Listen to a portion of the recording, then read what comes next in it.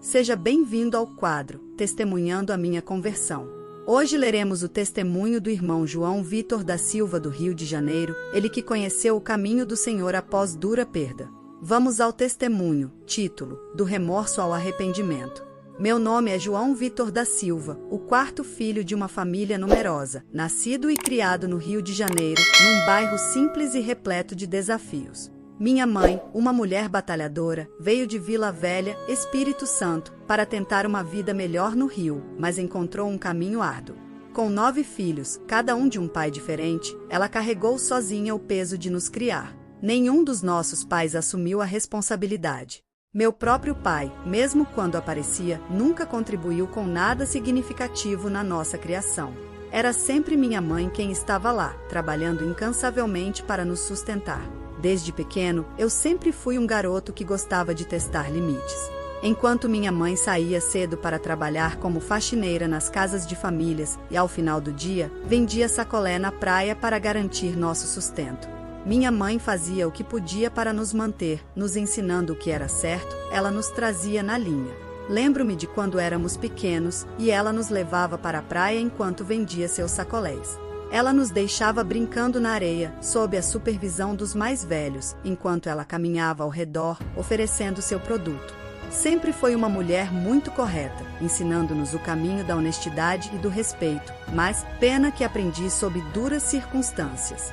Na adolescência, fui atraído pela vida na rua, com suas luzes, festas e a falsa sensação de liberdade. Minha mãe sempre me dizia, João Vitor, tô só te avisando, hein? Esse mundão não tem nada de bom, se você entrar nele, vai ficar difícil sair e o fim desse caminho é o Carlinda, referindo-se ao cemitério municipal. Mas, para mim, tudo era festa.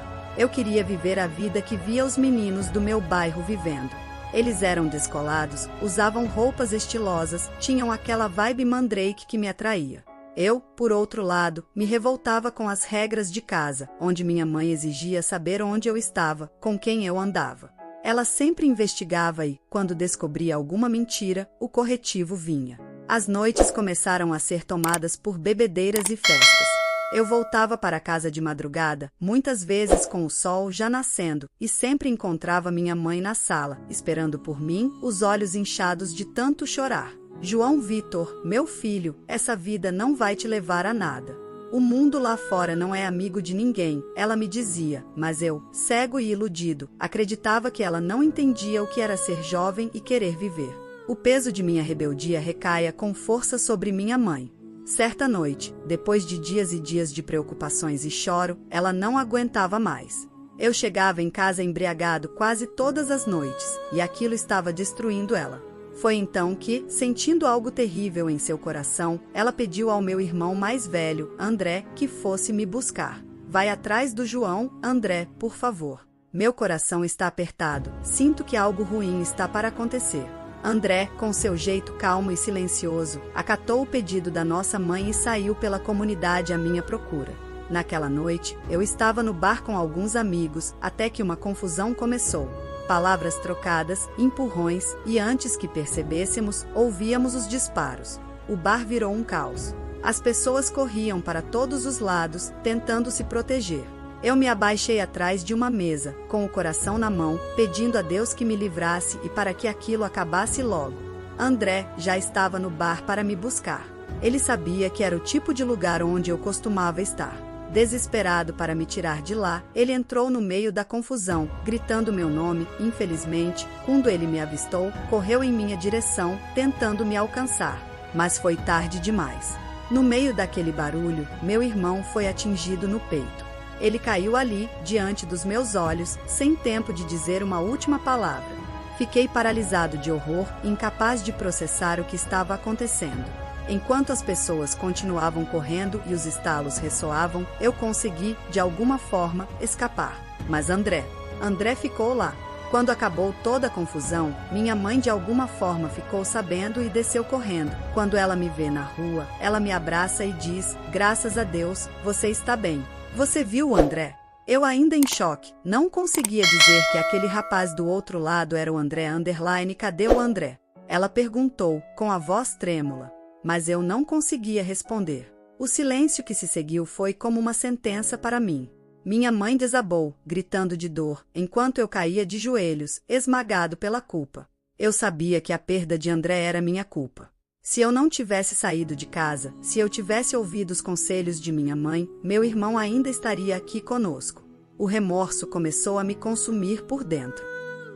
Nos dias que se seguiram, a atmosfera em nossa casa era de pura tristeza. Minha mãe mal conseguia se mover. André era alegre, responsável, trabalhava no mercadão e ajudava minha mãe a cuidar de nós. Ele era companheiro da minha mãe. Eu tirei da nossa vida a pessoa que mais nos amava, depois da nossa mãe. Minha mãe, seus olhos estavam sempre vermelhos, e ela parecia ter perdido a vontade de viver. Eu estava à beira do desespero, o peso do remorso me esmagando a cada segundo.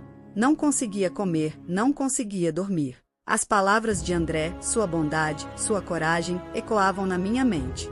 Ele partiu tão jovem, por minha causa, tentando me salvar, e agora sua ausência era um buraco negro que engolia tudo ao nosso redor. A partir daquele dia, tudo mudou. Eu sabia que precisava fazer algo, que não podia continuar daquele jeito. Comecei a me afastar dos antigos amigos, das más influências, mas isso não aliviava a dor. A culpa era insuportável, e eu sentia que estava à beira de um colapso. Eu sabia que precisava de ajuda, mas não sabia onde encontrá-la. Olhar para minha mãe todos os dias chorando me despedaçava. Foi então na tarde do dia 22 de julho de 2012 que estava acontecendo um culto dos jovens na praça pública, ali no bairro. Algo dentro de mim me disse para ir até lá. Eu não sabia o que esperar, mas estava desesperado por uma mudança. O som dos louvores ecoava pelo ar e as pessoas cantavam com fervor. Quando me aproximei, eles cantavam o hino 15 da harpa cristã. Foi na cruz, onde um dia eu vi meus pecados castigados em Jesus. As palavras daquele hino penetraram fundo no meu coração. Lembrei do André. Meu coração parecia que iria saltar pela boca, e eu senti uma presença que nunca havia sentido antes. Aleluias! O remorso foi se transformando em um arrependimento genuíno, à medida que o louvor era entoado. Era como se uma luz estivesse me guiando, me tirando das trevas em que eu estava preso. Enquanto o culto prosseguia, vi minha mãe chegando. Ela estava com suas duas mãos para cima, como que pedindo socorro para Deus. Ela me avistou e, em meio à multidão, ajoelhou-se na praça. Aquele momento foi como um golpe no meu peito. Vi o quanto ela estava destruída, o quanto havia sofrido por minha causa. A culpa e o arrependimento vieram à tona com uma força avassaladora, e eu não consegui mais segurar as lágrimas. Comecei a chorar ali mesmo, no meio da praça, sem vergonha, sem orgulho. Clamei por perdão a Jesus, implorei por sua misericórdia, e ali, naquele culto, ao final da mensagem, João 3,16, porque Deus tanto amou o mundo que deu o seu Filho unigênito, para que todo o que nele crer não pereça, mas tenha a vida eterna. Chorando, entreguei minha vida a Jesus, perguntando aos jovens que ali estavam: Jesus pode me perdoar? Será que Jesus vai me perdoar? Eles disseram que sim, aleluias, Jesus me salvou. Foi a primeira vez que senti verdadeiro alívio em minha alma, como se um peso imenso fosse tirado dos meus ombros. Quando olhei para o lado, minha mãe também estava confessando a Jesus como seu único e suficiente Salvador. Que Deus tremendo! Aleluias! Nos dias que se seguiram, comecei a caminhar com Cristo. Foi uma jornada difícil, mas necessária. Comecei a frequentar a igreja regularmente, não faltava em nenhum culto, nem eu e nem minha mãe. A gente orava juntos, buscava orientação espiritual, líamos a Bíblia.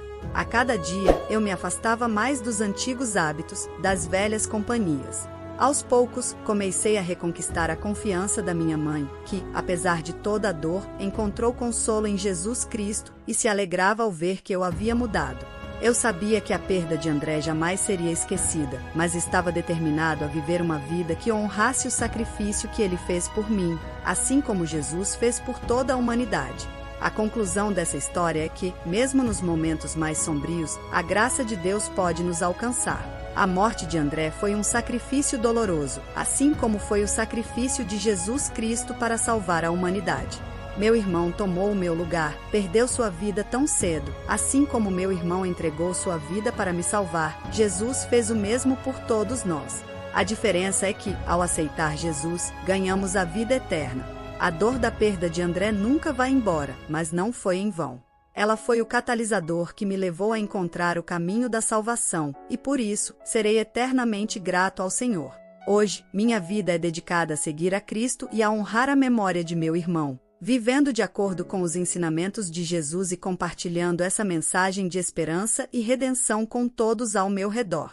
Quero agradecer por ler meu testemunho e pedir que orem em meu favor e orem pelos jovens que são presas fáceis de Satanás. Jovem, se você ouvir esse testemunho, saiba que o caminho do pecado conduz o homem à perdição, mas o caminho de Deus te conduzirá à salvação. E qual é esse caminho? Jesus. Jesus é o caminho, a verdade e a vida. Que Deus abençoe você, jovem. Jesus abençoe a todos, irmãos.